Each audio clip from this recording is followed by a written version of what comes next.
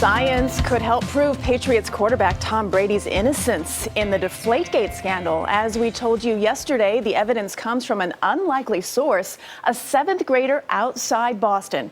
He says the NFL could have avoided controversy if it had done an experiment just like he did. Anna Werner spoke with a young man about his science fair project, and she is at Gillette Stadium in Foxborough, Massachusetts, with more on this. Anna, good morning.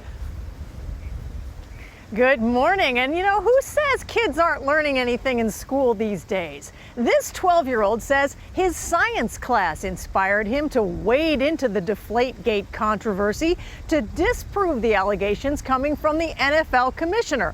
And just wait until you hear what he came up with. This seventh grader's name is Ben Goodell. Yes, Goodell. And he's a Patriots fan with a favorite player.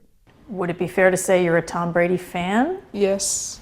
And so he's decidedly not a fan of the man who happens to share his name. Because? Because he called Tom Brady a cheater. That would be Roger Goodell, the NFL commissioner who tried to slap quarterback Brady with a 4-game suspension for allegedly deflating footballs during the 2015 AFC Championship game against the Indianapolis Colts. This Goodell didn't believe it, but needed proof, and thus was born his school science fair project. I just took an NFL-sized football and I put it in a few various conditions. I put it in humidity, snow, cold, wind chill, and the same temperature that occurred during Deflategate. And what did he find? I found that every time I tested the football, the PSI dropped 2 PSI. And so what did that mean to you? Well, the lowest recorded PSI during Deflategate was 2 PSI under proper inflation, so that meant that the weather conditions could have affected the footballs during Deflategate. But could a 12-year-old figure out something the NFL did not? We turn to this man. Actually, I'm not a Patriots fan. I'm a Philadelphia Eagles fan. He's MIT professor and admitted Eagles fan John Leonard, who reviewed Ben's paper. Was he right? I think he was right. To prove it, Leonard took us to the chalkboard. The extra temperature you need to add on to Fahrenheit to make it relative to absolute zero.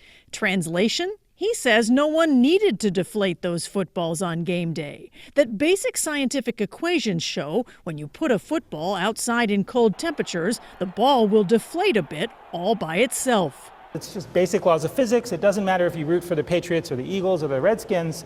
This is what happens to footballs in cold weather. You're saying Ben Goodell was right and Roger Goodell was wrong? Yes.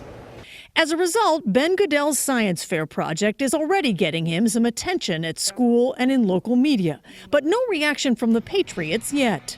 So if you could say anything to Tom Brady right now, what would you say? I want to meet him.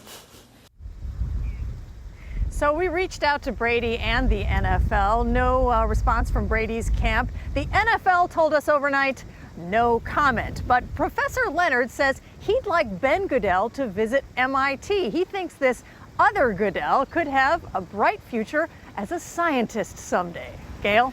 We love this story, Anna. Number one, I love that the little guy's name is Goodell. Goodell, yep. And Charlie, you know Tom Brady. You should send that piece to him, because shouldn't he at least get a jersey, if not a meeting? Something. Tom would want that, don't you think? I do. What you know about him? But does it explain why he threw out his cell phone? No. No. So that still lingers. Controversy. Oh, you're talking to a New York fan. That's why. There you go.